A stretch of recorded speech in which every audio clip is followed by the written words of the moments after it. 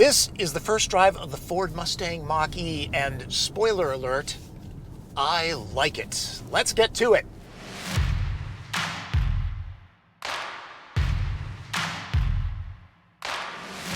Ford's Mustang has been around since 1964 and has always been a two-door. Until now, always ran on gas. Until now, was never a good family vehicle or controversial until now. The Mustang Mach-E is a huge departure from the pony car millions have grown up with. At a socially distanced event in Los Angeles, Ford brought it to play at the Forum. Not everyone will be convinced this should wear the pony, to which Ford says, "Try it first." That's what I'm here to do. Mounted in the floor, the lithium-ion battery pack comes in 68 and 88 kilowatt-hour usable sizes. Liquid-cooled, the battery warranty is 8 years, 100,000 miles. Check out the aerodynamics of the floor pan. Everybody wants to know about battery range. I only had a couple hours in the Mach-E, so I can't give you real-world observations.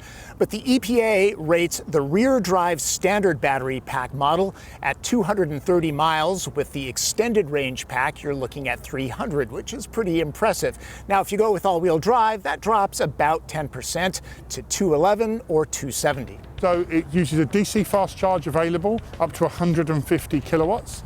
It charges 60 miles in 10 minutes, and it also charges between 10 and 80% in about 40 minutes. Standard battery rear drive models put out 266 horsepower. The extended range pack bumps that to 290.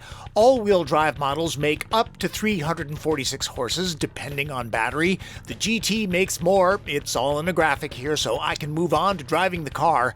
In the Forum lot, Ford has set up some fun.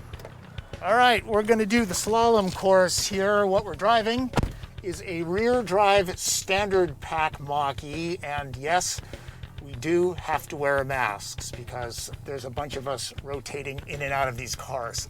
First things first, the shifter is like a normal transmission, even though it doesn't have a transmission.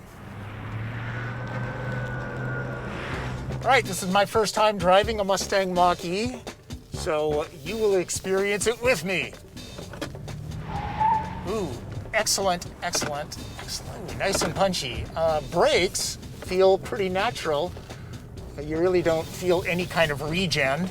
Because electric cars have no drivetrain noise, the tires are easy to hear, which offers up cues on their limits. Tail kicks out. It does feel a little bit on the heavy side, but it is also pretty darn neutral. The suspension isn't soft and floaty. There is some body movement when it's chucked hard into tight corners, but it's easy to know what the car is doing. And of course, silent power. That's what's great about electric vehicles. It's really easy to get the tail to kick out. This is larger than a Mustang Coupe, but not by much, some 3 inches in length and 1 in width. The big difference is height. Mach-E is 10 inches taller than a Mustang, but it's bottom heavy. All right, that was fun. I don't see owners taking their Mach-E's on slalom courses often, but if they do, they will definitely have a good time. None of the cars on hand use a key. Mach-E has phone as key technology. Yes, there are safeguards if your phone dies. And yes, there are physical keys that come with the car. Over-the-air software updates are a thing. Ford has teamed with Greenlots to develop the Ford Pass charging network, which is made up of multiple charging providers, including Electrify America. The service unifies them to offer simplified charge station location services and payment. Tesla still has the brand name awareness advantage with supercharging, but the build quality on even these pre-production cars is spot on.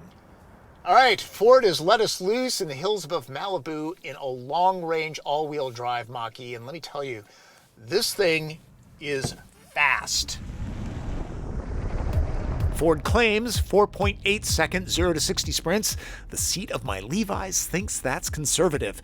Could be the instant throttle response and torque that EVs have.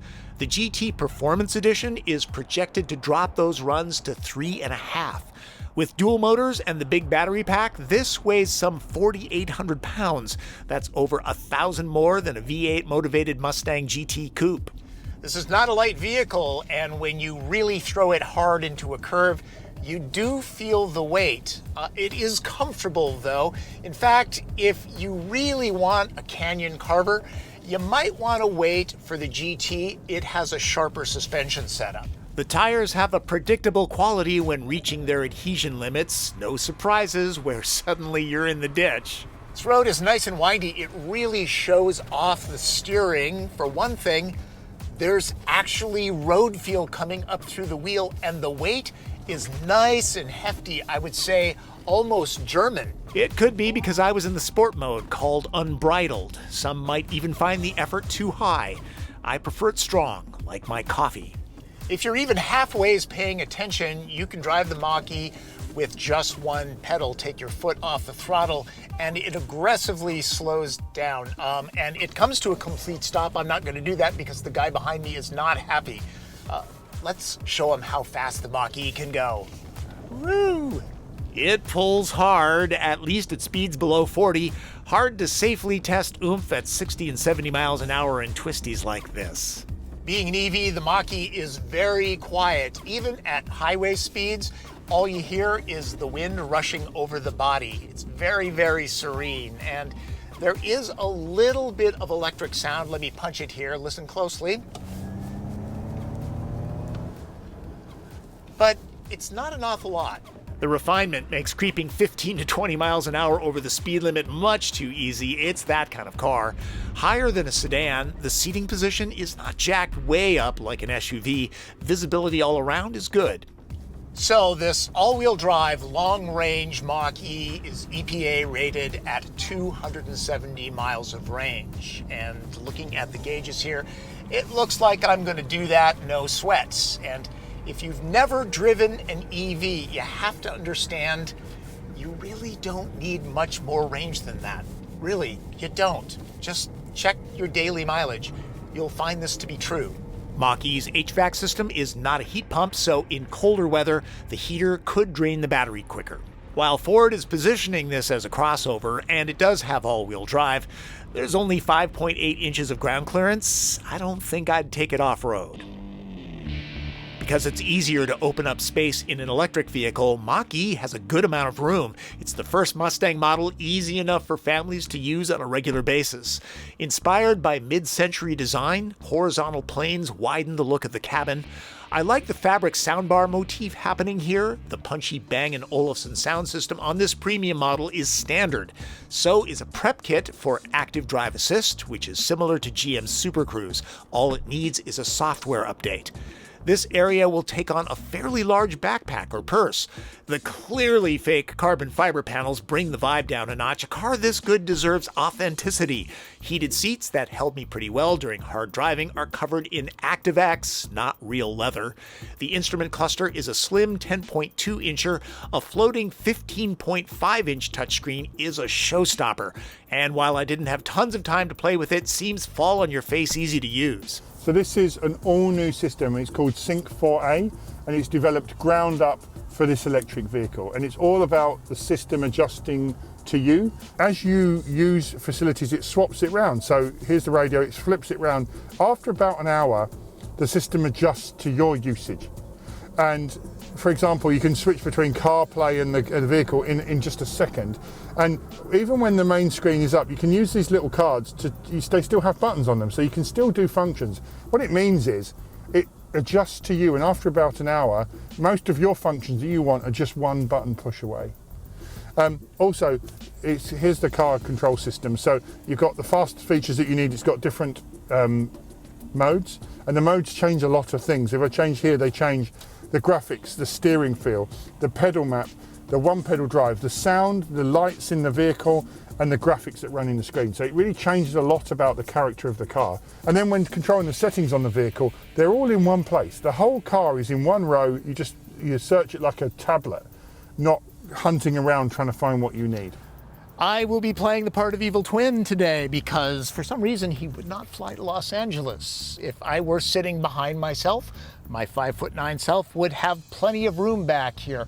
The cushions are a little bit on the low side, but thigh support is still pretty good. 3 people will be okay back here. 2 will be very, very comfortable. I know that he is a big fan of pockets on both seat backs. Ford delivers their There are places to charge phones. That is always nice. And the floor is nice and flat. It's an electric vehicle. Of course it is. So really, unlike a Mustang coupe, you can haul the whole family back here. Let's talk design. Frankly, I was on the fence when I first saw this at the LA Auto Show in 2019. On the show floor, there seemed something awkward about it. In the real world and in natural light, it's much better and cohesive. The black roof treatment helps disguise how tall the roof really is. Plenty of room to tuck the wiper underneath here for a cleaner look, but no. Do I think it should have the Mustang name? Personally, still on the fence with that. I kind of like simply Mach-E. The shape telegraphs the Mustang connection on its own. No need to hit people over the head with it.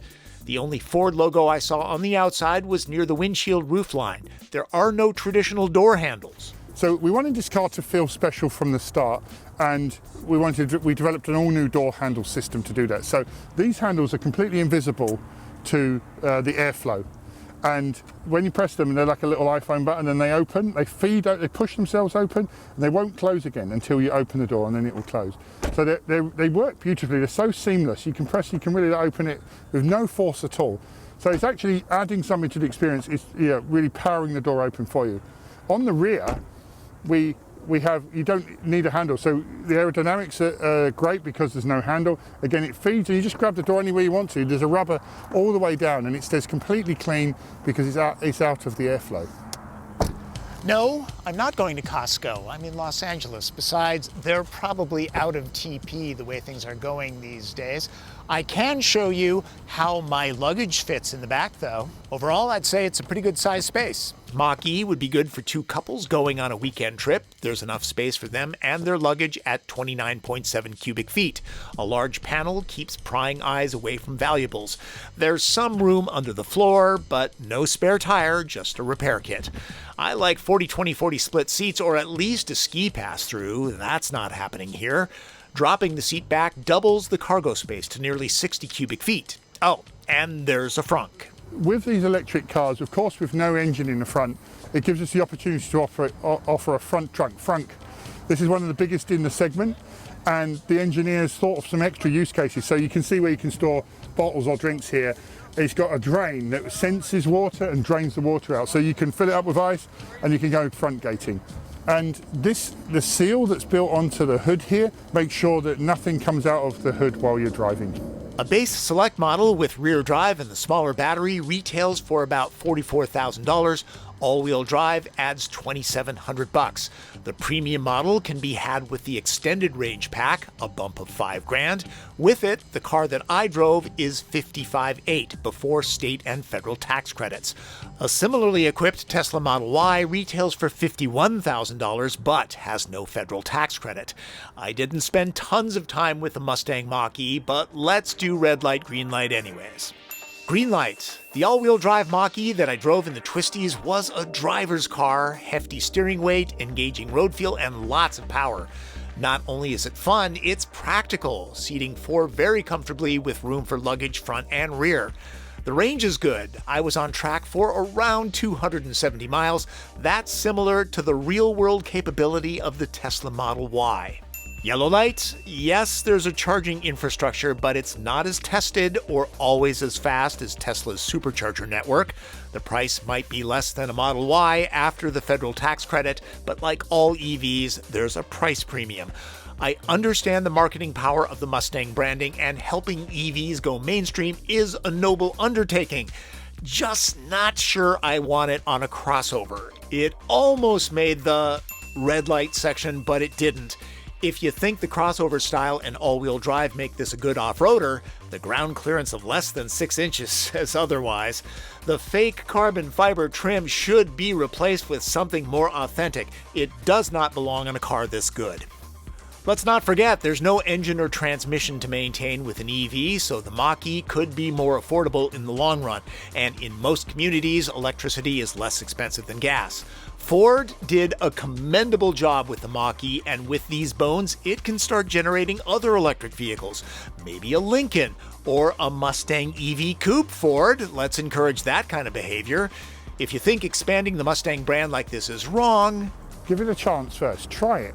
and see what you think. I found quickly, I love my Mustang Coupe and I'll keep my Mustang Coupe. But for every day, I want this car. Some people will never accept this as a true Mustang, but the Mach-E is fast, fun, and functional.